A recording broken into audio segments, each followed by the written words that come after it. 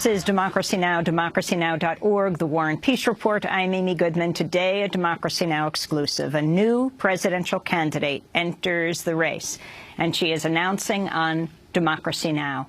Dr. Jill Stein was the 2012 presidential nominee for the Green Party. You're joining us here in New York. What are your plans now? Well, I'll just say first that I am here at Democracy Now!, which is really the home of people-powered media, to announce that I have a people-powered campaign. In the same way Democracy Now! Does not take corporate funding, I'm running with the only national party that does not take corporate funding, that is the Green Party. And it's a great honor to be here at Democracy Now! To announce that I am running for President of the United States. And what does that mean exactly? You've run once before. How do you enter the race, and what's your platform? So entering the race is really defined by the Federal Election Commission. It means that you have formally declared as a candidate, and that basically you can begin to raise money as a candidate, and you must report that money. So that defines a lot of what you can do, because obviously you need resources in order to run.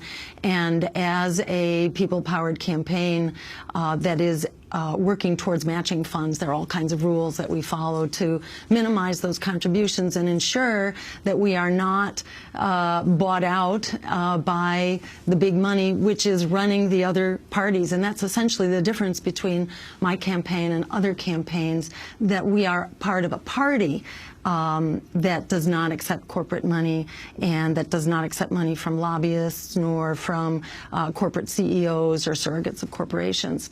So entering the race basically means declaring and then beginning to behave and file as a candidate. For me, that means really going to frontline communities which are struggling really with the core of the crisis that American life has become.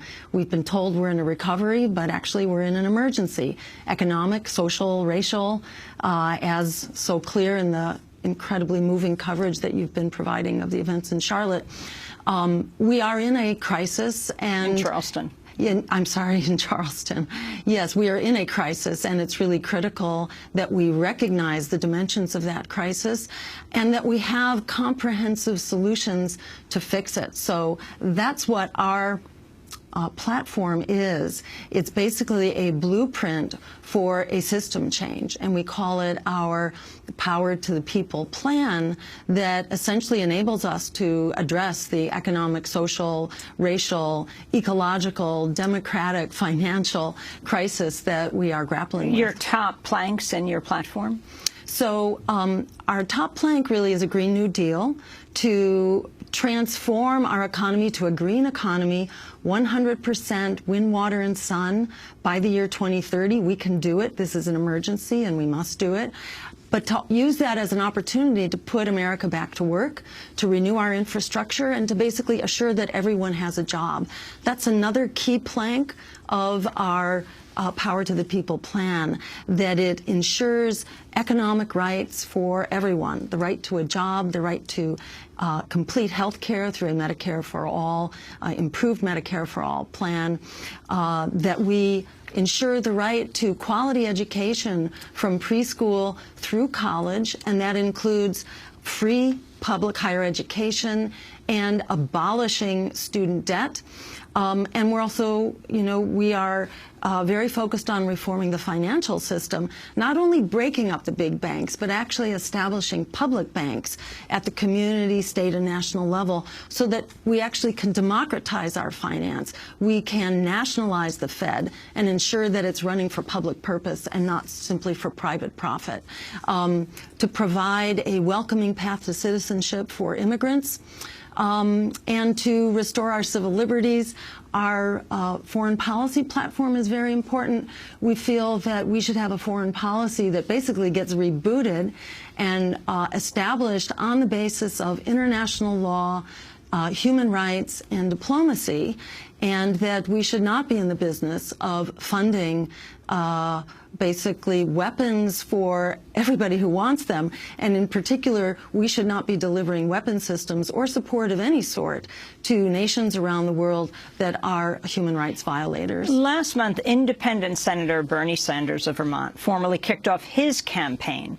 He is running for the Democratic presidential nomination. Addressing his home state of Vermont, Sanders vowed to tackle income inequality and the political power of the 1%. I am proud to announce my candidacy for President of the United States of America. Today, with your support and the support of millions of people throughout our country, we begin a political revolution to transform our country economically, politically, socially, and environmentally. Today, we stand here and say loudly and clearly, enough is enough. This great nation and its government belong to all of the people and not to a handful of billionaires. So that is Bernie Sanders announcing his candidacy for the presidency in this country. Though he is a socialist, he caucuses in the Senate with the Democrats and is running on the Democratic Party ticket. Dr. Jill Stein, you've just announced in Democracy Now! That you're going to pursue the presidency on a Green Party ticket. What is your response to Sanders choosing to run within the Democratic Party? I wish that he had run outside the Democratic Party. There are many similarities, obviously, between his vision and my vision. The difference is that I'm running in a party that also supports that vision. So when our campaign comes to an end, that vision will not die. It will not be absorbed back into a party that is essentially hostile to that vision and which has basically disappeared similar, very principled, wonderful reform efforts within the Democratic Party that have basically allowed the party to keep marching to the right. Would you have run against Bernie Sanders if he was running on a third-party ticket? If he was running as a Green, certainly we would. It's very hard to run as a third party. You really have to undertake a massive ballot access campaign, which is extremely expensive, and it requires an enormous culture of understanding ballot access. And it doesn't come easy to people. So it would be hard for him to actually run outside of the Green Party as an independent. If we were both running as Greens, you know, we would have probably been in a Green primary, which would have been wonderful. How many states were you on the ballot the last time you ran for president? It was approximately 37 states, but it covered about 82 to 85% of American voters. Your response to the enormous response that Bernie Sanders is getting, whether he is campaigning in New Hampshire or Iowa, thousands of people coming out. It's wonderful, and I wish him well. I wish him the best. The difference is that my campaign will be there in the general. And Bernie has already announced that if he does not make it, and in the Democratic Party, we've seen wonderful efforts, Jesse Jackson, Dennis Kucinich, Al Sharpton, who had extremely vigorous, spirited, visionary campaigns. It's very hard to beat the system inside of the Democratic Party. And, you know, when those efforts ended, that was the end. Ours will keep going, and it will continue into the general election. And when it's over, we're building a party that's not going away. How do you differ most, both from Bernie Sanders and from Hillary Clinton? You know, certainly I have more in common with Bernie Sanders than differences. I think if you had to look for differences, you'd find them in foreign policy, where my campaign is perhaps more critical, I would say definitely more critical, of funding for regimes like that of the Netanyahu government, which are clearly war criminals. You know, so we would not be funding the, you know, the weapons used in the massacre on Gaza. And I think also we put a very specific plan in order to solve the climate crisis, and that means 100% clean renewable energy by 2030. Perhaps Bernie will come to that. I haven't seen that in his policies yet. These are, you know, small, big. I mean, foreign policy, I think, is big. It tends to be one issue among many, but it is the majority of our discretionary expenditures, and it's really inseparable from all the other critical issues that we're trying to solve. From Hillary Clinton, you know, I'd say Hillary has a track record, and while she may be, you know, advised now by some 100 public relations experts who are helping her pitch, you know, to the fury. How many are helping you? How many public relations I'd experts? say I have one insurgent public relations person. But your main differences with Hillary Clinton? With Hillary, you know, I think across the board, you know, Hillary is the Walmart candidate, though she may change her tune a little bit. You know, she's been a member of the Walmart board, you know, on jobs, on trade, on health care, on banks, on foreign policy. It's hard to find where we are similar. We only have a bit more than a minute. You are launching your campaign for the presidency of the United States at the same time that you have launched a lawsuit. Explain.